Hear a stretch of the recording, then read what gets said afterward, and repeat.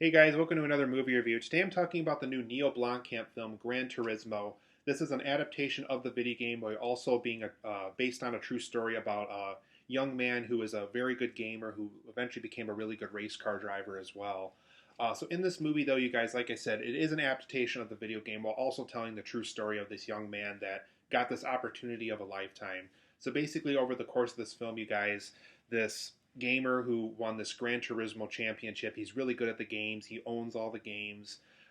Wins this Gran Turismo championship, and him and 9 other of the greatest players in the world of this game franchise got the opportunity to basically go to this boot camp to see who is the best of the best for these race car Simulation 1 racers. And only about five of them survive the boot camp, and then eventually one of them gets to go on to get their NASCAR license, as well as race with the actual biggest racers of the world and things like that.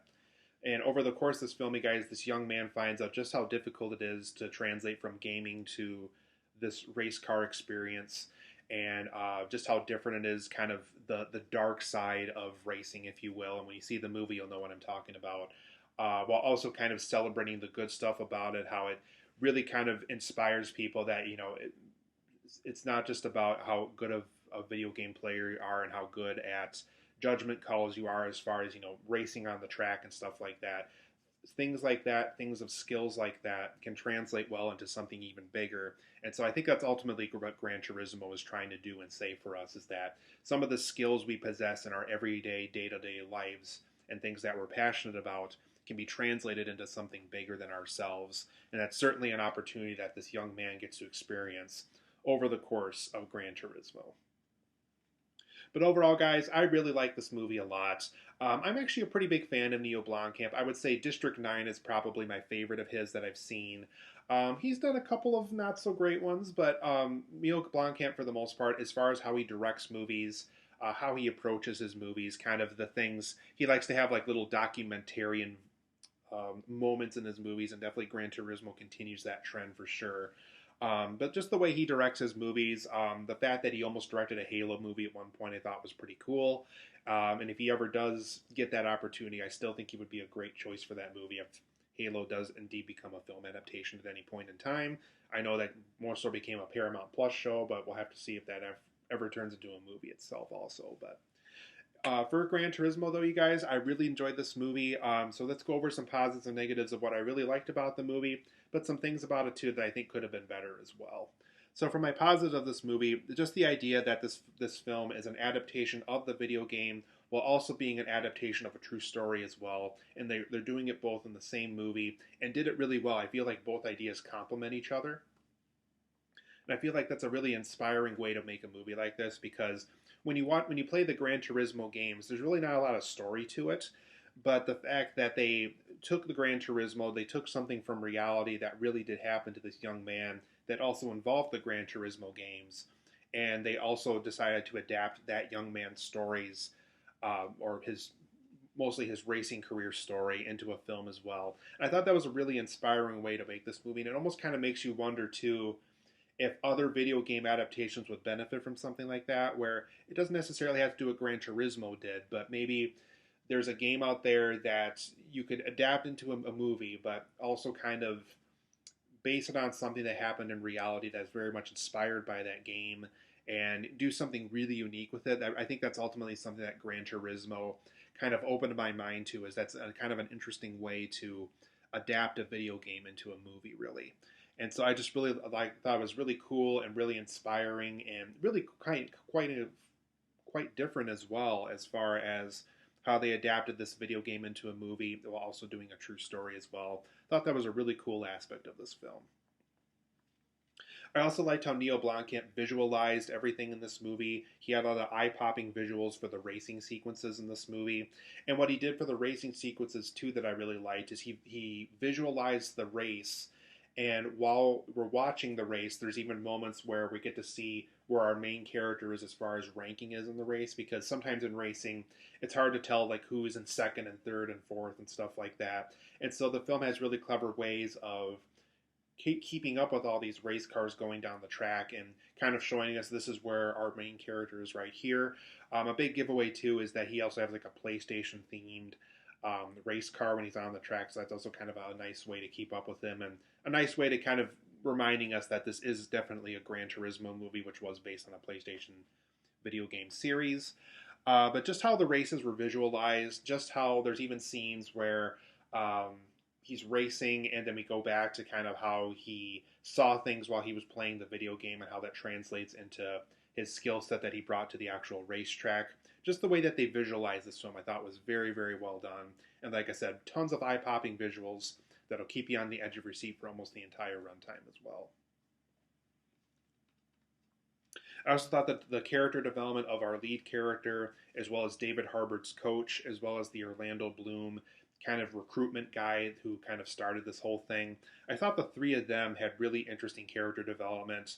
They all had interesting backstories. We definitely get to see how Orlando Bloom kind of came up with this idea of taking gamers that were really good at Gran Turismo and translating them into a race car environment.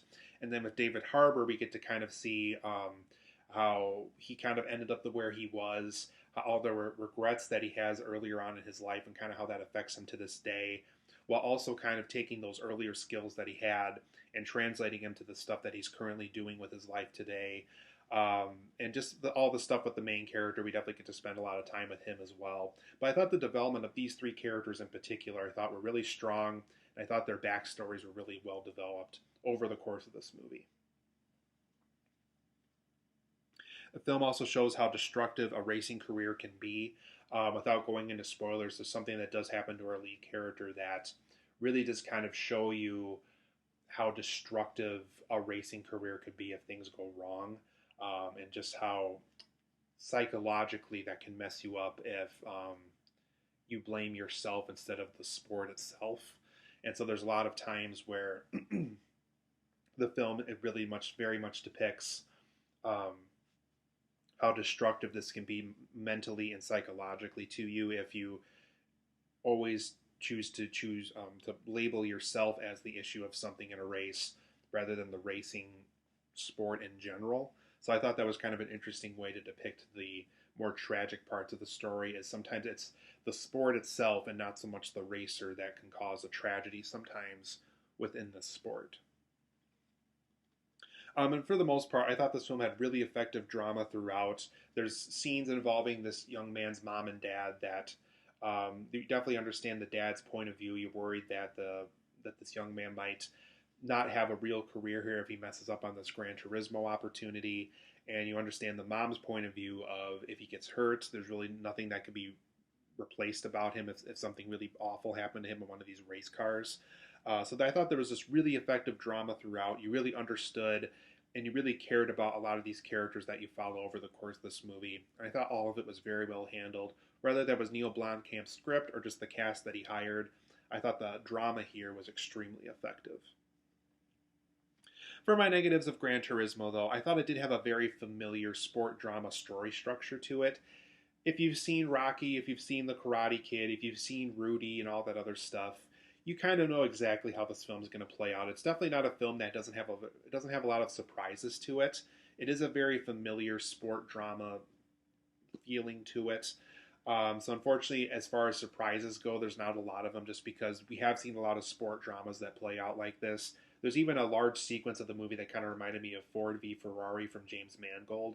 So even scenes from that very much feel like they're inspired to make this movie.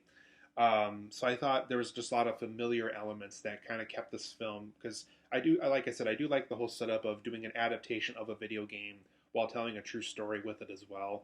And there's moments like that where I wish that kind of inspiration worked its way into the story structure as well, because unfortunately when it comes to the story structure, this film is very much copy and paste from other sport dramas as well. We also don't get a lot of time with the side characters of this movie, whether it's the Gran Turismo competitors that compete along with the main character or the girlfriend character that the main character has at one point. I thought there was just a lot of times where we really could have got to know some of these characters a little bit better. The girlfriend's really just the girlfriend, and the competition at this Gran Turismo thing is just the other competitors. And unfortunately, two of those other competitors have a big part in the third act of this movie. And unfortunately, because the film didn't spend a lot of time developing them, by the time they return to the story, we really don't care about them very much, just because the film didn't spend a lot of time developing those characters earlier on in the story. So unfortunately, there is a lot of side characters that really don't get a lot to do in this movie, and I thought they could have benefited from really good development, similar to how the main characters of the film do get development. And that goes into my other point too. I thought, even though Neill Blomkamp directed this movie, there was just times where I felt like it really could have used his special touch. It really could have used that whole District 9, do something unique and different. Yes, the concept in and of itself of this movie is unique and different, but I thought the story structure really could have used a Neill Blomkamp touch of doing something unique and different with that. And I also thought there was just too brief of a time spent with the lead character's girlfriend. You can definitely tell by the end of the movie they're very close with each other, but because the film spends very little time of developing their relationship, I think it's literally just a scene and a half of them, of their relationship. It's just it feels very brief. It feels like more time could have been spent on it. So I thought that was one aspect of the film that really could have used some work, as more time on the romantic life of this lead character. And for the most part, I thought this film was about 15 minutes too long. You really do kind of feel the length by the third act of the movie. And I think that just goes to show there is a lot of scenes here that really probably could have just gone without. I think 2 hours right there, ending it right there and then, I thought would have been perfect. The film runs, unfortunately, for about 2 hours and 15 minutes. And I think about 15 minutes of that material easily could have been trimmed out of this movie. But overall, I'm going to give Gran Turismo an 8.5 out of 10. I think there's tons of really good things to love about this movie. There's some great character development for our lead characters of this movie. But like I said, there is some negatives, like the familiar sport drama structure. The side characters don't really get a lot to do here. And I think the film would have benefited from a shorter runtime of about 15 minutes being shorter or trimmed out of the movie itself. So 8.5 out of 10 for me. I do highly recommend Gran Turismo. It's a great Neill Blomkamp film. I highly recommend seeing, especially if you love the Gran Turismo video games in particular. 8.5 out of 10 for me. Really liked Gran Turismo a lot.